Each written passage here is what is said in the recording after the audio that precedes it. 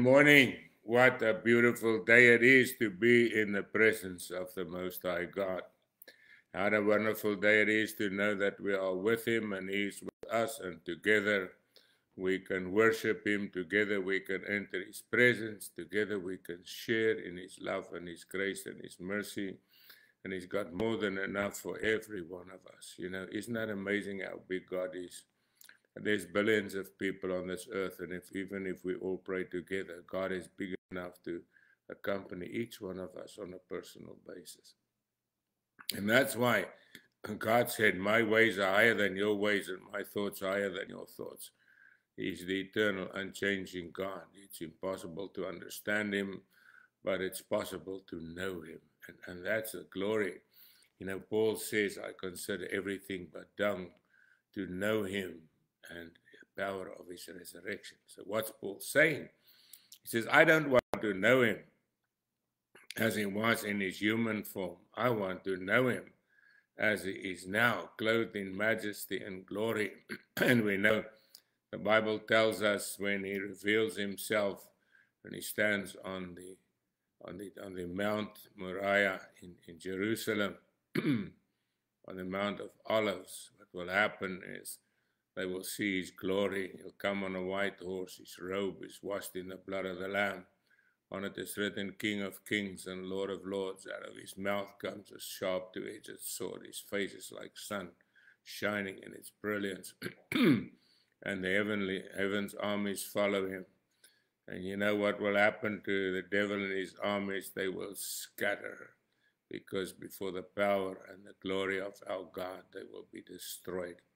And you know, and that's the miracle that I tell God, you know, Lord, the miracle to call you Father, to be able to come into your living presence, to have fellowship with you.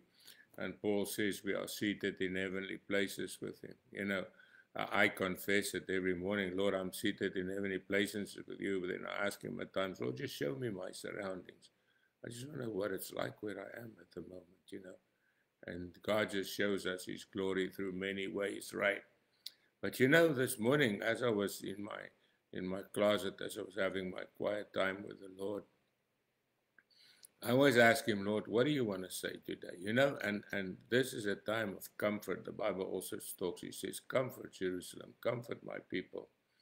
And the Lord took me back to Jeremiah 29, verse 11.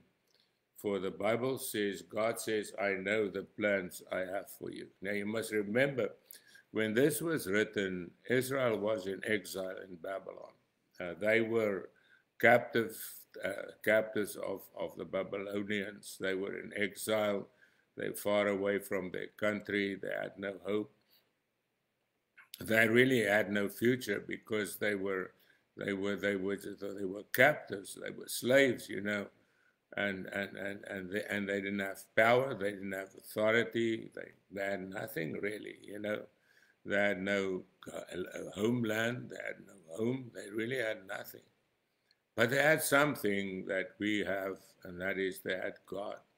They were God's people. Now, they weren't there because God wanted them to be there. They were there because they did not listen to God. They rejected God. They started serving false gods, and now their false gods brought them into exile. If they served the Lord, they would have never been there. Jerusalem would have been prosperous and being the most prosperous city in the world, you see.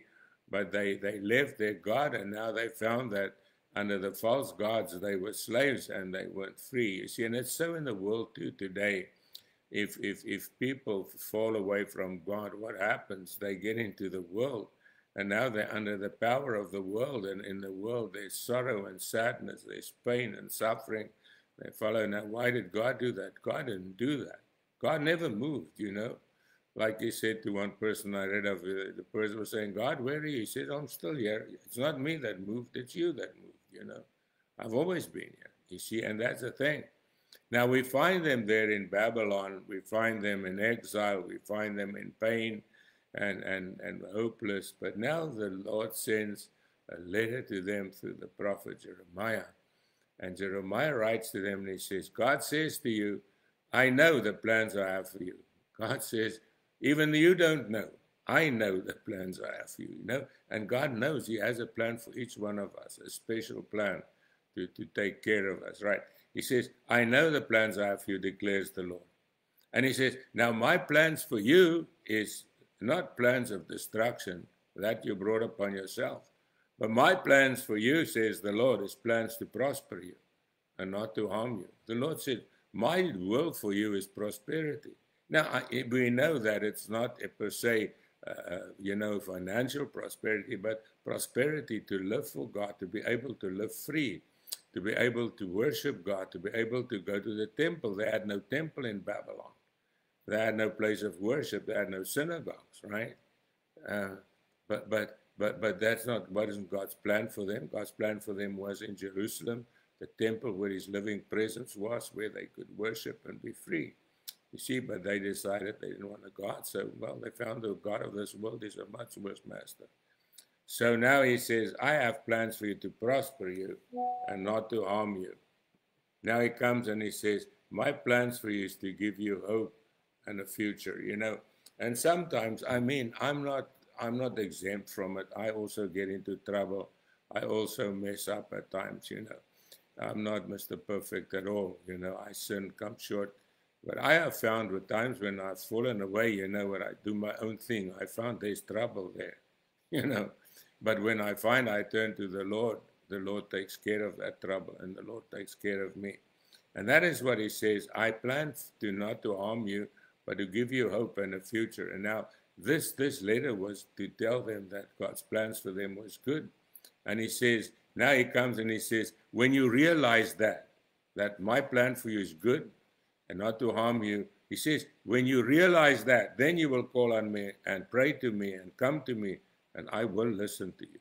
See, and that's the miracle, you know, that even if we mess up, we can come to God and we can confess, and God will restore us.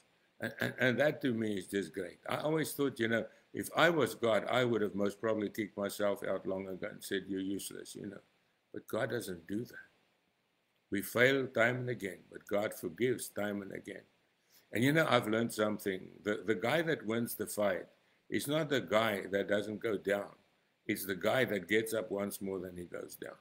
So we must keep on keeping on, and we must get on keeping up. If we fail, come short, just go on, and God will take care of us. He says, you will call on me and come to me and pray to me, and I will listen to me. And He says, now you will seek me, and you will find me if you seek me with all your heart. And you see, that's the key. What does God want from us? There's only one thing that God wants from us. He doesn't want our money. He doesn't want anything else. Why? Because God's got everything. What does God want from us? Just one thing that we have that He won't take unless we give it Him, and that's our heart. Now, the heart in Hebrew is the word nephesh. Now, the nephesh is that deep place within you, you know, in the depth of your being, where you are you, where your identity is seated, where no one can come but you and God. You know, that place that you keep sort of personal, right? Now that's what God wants. He wants to come in there. That's what He wants. Because He won't take it unless you give it to Him. And that is why it's so sad that they asked Him, Lord, are those saved many? He said, no, narrow is the way and small is the gate that leads to life. You'll find it. And wide is the gate and broad is the way that leads to life. And many are they going there. Why? Because they don't want to give their hearts to God. The essence of our being. God wants that. And He says, you will seek me and find me if you seek me with all of your heart. In other words, if you're willing to give up everything to find God, you will find Him. And that's what I found. I had to give up everything. I lost everything. But I also found that when I gave my heart to God, He gave me His everything. And you see, that is the exchange. My everything for His everything. But my everything, what I gave Him, was junk. I was dead. I was sin, right? But only God can take death and bring forth life. Only God can take sin and wash it away in His blood and erase it and bring forth righteousness. And that is why there's only one Savior, and that's the Lord Jesus Christ. There's only one way to God, it's through Him. Because through His death He brought life. Through His sacrifice He brought healing. And that is why having Christ is having everything. And even in this world where we live, he will take care of us. So my friends, God's plans for us is great. Let's enjoy the plan today. Follow it, and we will see that he will bring it to pass. Father, I thank you this morning for your amazing grace and love and care. And the plans that you have for us is miracle plans. It's plans to prosper us, plans to bless us, oh God, plans to make us healthy and well. We worship you, God. We know you are so much more than we can comprehend or understand. And we just worship you and bless you for the glory of your presence, the love of your grace, the goodness of your mercy and your kindness, God, for the healing power that flows in our bodies, Lord, to bring health and healing, the blessing of your abundance, the freedom of your spirit. In Jesus' name, amen. God bless you. Have an awesome day in Jesus. We'll see you tomorrow morning, the Lord willing.